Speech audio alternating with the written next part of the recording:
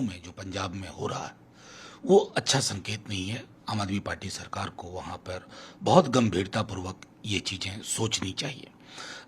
Security देना और लेना दोनों थ्रेट परसेप्शन की एनालिसिस, उसकी रिगरस एनालिसिस के बाद होना चाहिए।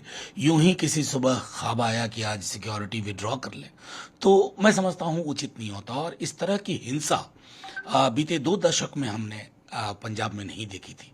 ये 2 दशक, 2.5 दशक, 3 दशक पुरानी छवियां ये हम सब के लिए संकेत है, और वह संकेत बहुत डरावना है। बिहार में जो कुछ सर होने जा रहा है उस मुतालिक फिर 1 जून को सभी दलों को चिट्ठी लिखी गई है कि मुख्यमंत्री की अध्यक्षता में जाति जनगणना को लेकर बैठक हो। ये सिर्फ जाति जनगणना को लेकर अंतिम और आखिरी बैठक माना जाए या इसके पीछे और भी राजनीतिक गणित? देखिए, कोई गणित नहीं है। मुझे दुख के साथ ये कहना पड़ रहा है कि लोग इसमें भी राजनीति तलाशते हैं। हमारे राष्ट्रीय अध्यक्ष लालू जी ने 2010-11 में इसकी आवाज बुलंद की है। 11 के सेंसस में लालू जी और शरद जी, इवन बीजेपी के कुछ लोग, उस दौर के बीजेपी के, उनकी सहमति थी। और फिर डेटा के बारे में बताया गया जब मोदी जी की सरकार आई कि डेटा करप्ट हो गया। अब जाहिर है हम जानते नहीं कि डेटा करप्ट हुआ या कहाँ करप्शन था। दिक्कत यह है कि आप अगर देश को प्रगति के पथ पर ले जाना चाहते हैं तो प्रगति में सबका चेहरा दिखे। ये तो पता चले कि शहरों में गिट्टी तोड़ने का काम कौन कर रहा है, मिट्टी उठाने का काम कौन कर रहा है, दिहाड़ी मजदूर जो 52% है उसमें क्या है जातिगत पृष्ठभूमि। जब तक आपके पास ये आंकड़े नहीं होंगे, ये वैज्ञानिक आंकड़े नहीं होंगे ना, तब तक आपकी विकास की सारी नीतियां हवा हवाई होंगी। उसी दृष्टिकोण से नेता प्रतिपक्ष तेजस्वी जी ने जब इस मांग को उठाया तो फिर नीतीश जी, मुख्यमंत्री जी, हमारे अन्य दल के लोग भी आए, फिर आकर के यहाँ प्रधानमंत्री जी से मुलाकात हुई, फिर इसे ठंडे बस्ते में डालने की कोशिश हुई। लेकिन जब किसी मांग के प्रति एक जन उभार आ जाता है तो आप उसको दरकिनार नहीं कर सकते।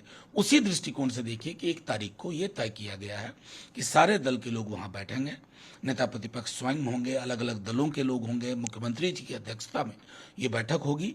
और ये जो जातिगत जनगणना है वो विकास की नई इबारत लिखेगी अगर ईमानदारी से ये वैज्ञानिक आंकड़े जुटाएगा। अब तक जो केंद्र में सरकारें रही है, केंद्र सरकारों का भी मानना रहा है कि विकास योजनाओं को प्लानिंग करने के लिए जनगणना जरूरी होता है। तो फिर आप लोगों का इशारा और निशाना जिस पार्टी की तरफ होता है उनको क्या एतराज हो सकता है? देखिए, एक्चुअली मैं आपको बताऊं कि जातिगत जनगणना के आंकड़े जब सार्वजनिक होंगे तो बहुत सारे मिथक टूटेंगे, और उन मिथकों के टूटने के पश्चात संभवतः राजनीति की भी दिशा बदलेगी। शायद कई लोग होते हैं स्टेटोस्कोइस्ट होते हैं कि जो चल रहा है, अगर 10%, 12% लोगों का पूंजी और संसाधन पे कब्जा है, साधनों पे कब्जा है, तो यह बरकरार रहे। जाहिर है कि जब वो वैज्ञानिक आंकड़े सार्वजनिक हो जाएंगे तो लोग हिस्सेदारी मांगेंगे, भागीदारी मानेंगे। शायद भागीदारी, हिस्सेदारी के वो जो आने वाले सवाल हैं उससे पहले से ही अगर डर बैठ जाए, खौफ बैठ जाए, तो आप चाहते हैं किसी न किसी प्रकार इसको खारिज किया जाए, मुलतवी किया जाए।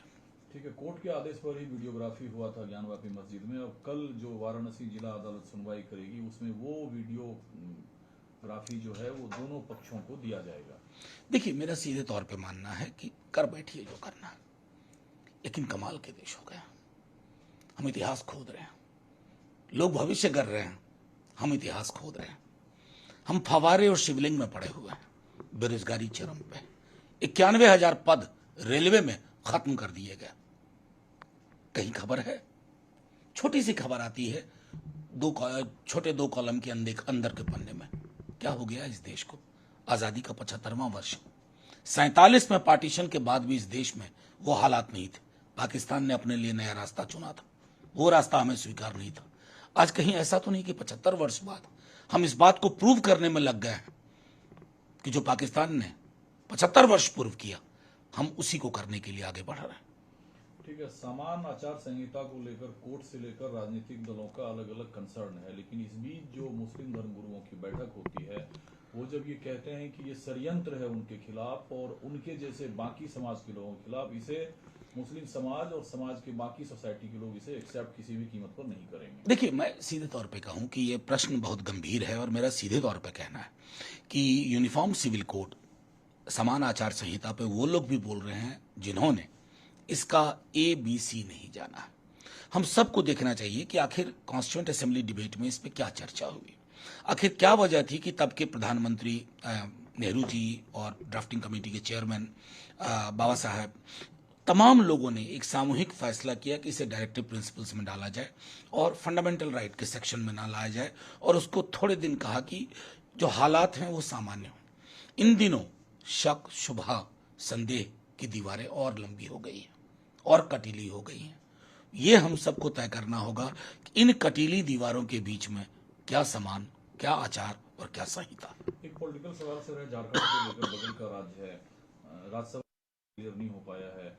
जेएमएम मुख्यमंत्री ने आर्यन खान का हवाला देते हुए कहा जैसे उनके मामले में कुछ नहीं मिला, ठीक वैसा ही मेरे ऊपर ईडी का हमला भी है। देखिए, ये तो सीधी एक बात जो उन्होंने बहुत गंभीर कही और जो हम महाराष्ट्र में भी देख रहे हैं, झारखंड में भी देख रहे हैं कि जहां कहीं बीजेपी या तो मैंडेट मैनेजमेंट से सरकार बनाती है, और अगर सरकार नहीं बनाती है तो बनी हुई सरकार को डिस्टेबलाइज करने की कोशिश होती है और वो रुकते नहीं। देख लीजिए महाराष्ट्र में वो व्यक्ति जो अर्ली मॉर्निंग उन्होंने शपथ ले ली थी अकेले, वो आज तक स्वीकार नहीं कर पाए। मैं समझता हूँ लोकतंत्र में अगर आपको शिकस्त मिली, पराजय मिली, तो स्वीकारिए। लोकतंत्र में सत्ता पक्ष लोग चुनते हैं और विपक्ष चुनते हैं। भाजपा विपक्ष की भूमिका का आत्मसात नहीं कर पाती है और ये लोकतंत्र के लिए संदेश उचित नहीं है, और उसी दृष्टिकोण से हेमंत जी ने अपनी बात रखी।